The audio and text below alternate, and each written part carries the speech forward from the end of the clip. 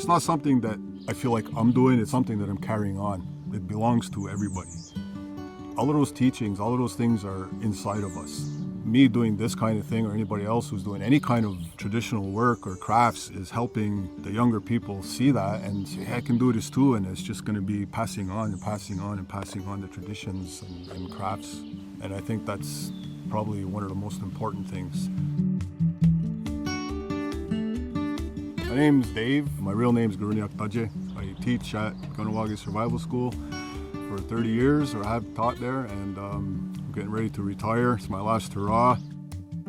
Cradleboards have been around since the beginning. Every nation across Turtle Island has their own version of it, depending on whether you're in British Columbia or out in Newfoundland and everywhere in between.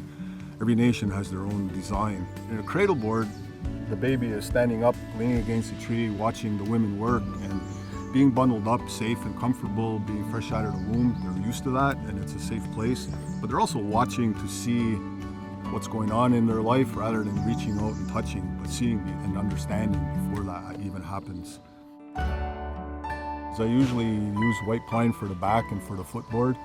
People use basswood. These basswood trees that are around us here, they grow quickly and the annular rings are far apart, so it makes it easier to work with knives.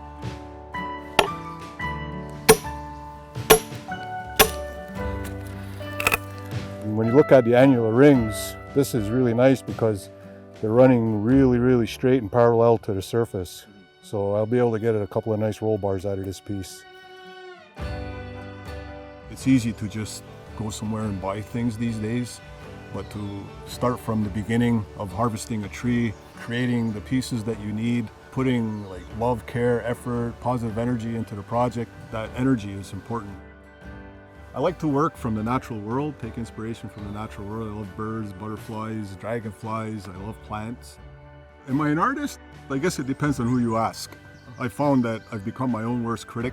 I see things where it's just not quite how I want it to be, so I don't know what the definition of that is. Well, everything that I've learned has been through watching others and then practice.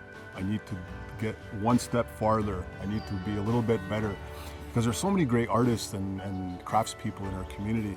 I never really had confidence. I couldn't draw. When I was watching them do it, I said, oh man, I gotta learn how to do this. And I did, and I'm still honing my skills today.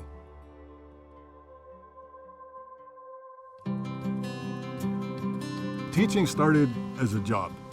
Dave, you have a bunch of grade 9s coming in and we're gonna teach some cradleboards. Okay. When the students come in the classroom and they're 14 years old and it's the first time, it's a new experience for them and their eyes are pretty wide. When you get into a shop like that, there's no books. It's all hands-on everything, project-based learning, which is really awesome, I think. The thing that kept me going back was to see young people have success and smile about it. And say, I got it, I know how to do this now.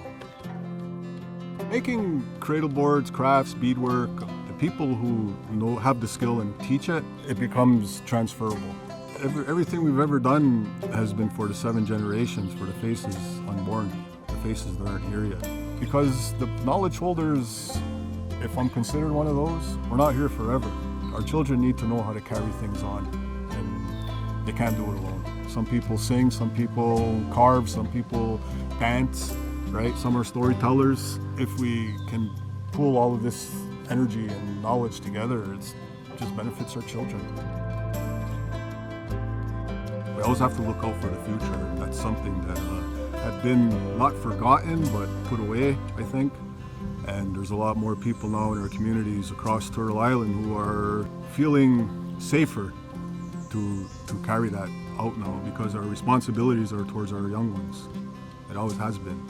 It's not about ourselves. What am I going to do next in terms of woodworking is, I guess, remains to be seen. I want to make sleighs. I want to kind of expand my repertoire. There's other skills I want to learn. Well, I don't really have a hard plan to say, okay, well, I'm going to do this. I'm going to wing it. I'm going to wing it and just see where it takes me.